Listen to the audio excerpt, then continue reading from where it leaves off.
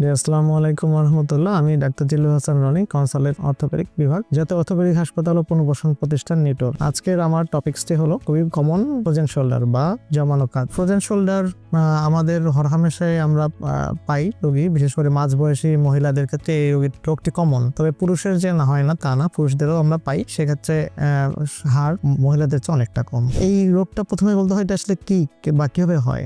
আমাদের যে শোল্ডার জয়েন্টটা আছে বা আমাদের কাঁধ বা কাঁধের যে জয়েন্টটা আছে, এই জয়েন্টের ক্ষেত্রে বিভিন্ন কারণে যখন মোবিলিটি কমে যায়, আমাদের ইনফ্লামেটরি প্রসেস হয় এবং ওই মাসেলগুলি যে ফ্রোজেন শোল্ডার বা শোল্ডারে যে মাসেলগুলি থাকে, রোটেটর কাফ যে মাসেলগুলি থাকে, এগুলি আটকে যায় বিভিন্ন কারণে। তখন স্যার আমরা এই হাতটা নাড়াতে পারি না। আরো যদি সহজভাবে বলতে চাই তাহলে আমাদের দেখেন তো কোনো আপনাদের এই প্রবলেমগুলি আছে কিনা বা কখনো হয়েছে কিনা। অনেক এই রোগে যারা ভোগেন তারা বলেন আমি ডান হাত যদি হয় আমি হাত তুলতে পারি না, আমি মহিলা মানুষ হলে খোপা বাঁধতে পারি না, আমি জামা খুলতে পারি না, আমি উজু করতে পারি না, আমি চুল আঁচড়াতে পারি না। কেউ যদি বাম হাতের হয় তাহলে তারা বলেন আমরা পিঠ চুলকাতে পারি না, বা ডান হাতে ছিল পিঠ চুলকাতে পারি না।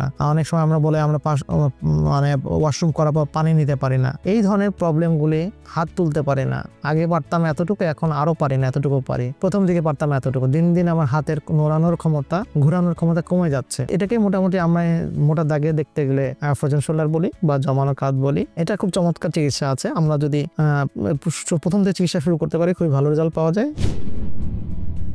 যাদের দেখা যায় যে ডায়াবেটিক রোগী এবং যাদের থাইরয়েডের প্রবলেম আছে, যাদের প্রেশার প্রবলেম আছে, তাদের এই রোগটা বেশি দেখা যায়। তবে এই রোগ মানে যে যাদের ডায়াবেটিসের কারণে হচ্ছে তা না, প্রেশারের কারণে হচ্ছে তা না, বা থাইরয়েডের কারণে হচ্ছে তা না। সাধারণত এই রোগগুলি হলে এই ফ্রোজেন শোল্ডার রোগটা বেশি পাওয়া যায়। তো আমাদের ক্ষেত্রে প্রথম থেকে চিকিৎসা করতে হবে। এটার মেইন চিকিৎসা হচ্ছে আমাদের এক্সারসাইজ, ফিজিওথেরাপি বা এক্সারসাইজ।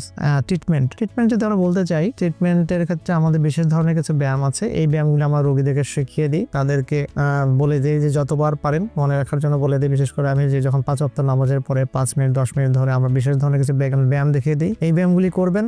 সেই সাথে যেহেতু পেইন থাকে তাহলে আমরা তাদেরকে এনএসাইড বা পেন কিলার দিয়ে থাকি। উনি যতবার ব্যায়াম করতে থাকবেন, এটা একটা মোটামুটি মাসেল হচ্ছে একটা রাবারের মতো বা ইলাস্টিকের মতো, যত টানবেন সেটা তত লম্বা হবে, টানবেন না এটা আরো জমাট বেঁধে যাবে। তো এই রোগ যখন হয় তখন আমরা রোগীদেরকে এক্সারসাইজ দিই। তো ম্যাক্সিমাম রোগী এই ব্যায়ামে, আমাদের যে শেখানো ব্যায়াম দুটো আছে, এই ব্যায়াম দুটাতে করলেই ম্যাক্সিমাম রোগী ভালো হয়ে যায়।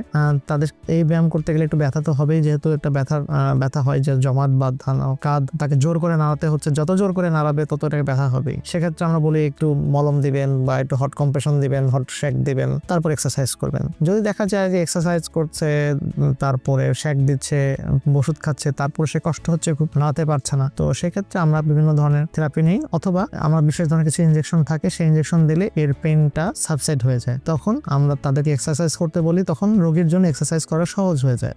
এবং এক্সারসাইজ যখন সহজ হয়ে যায়, সেই রোগীগুলো যখন দিনে 4-5 বার করে ব্যায়াম করে, তখন এই ট্রিটমেন্টটা বা এই রোগ থেকে সহজেই নিস্তার পাওয়া যায়। সকলকে ধন্যবাদ।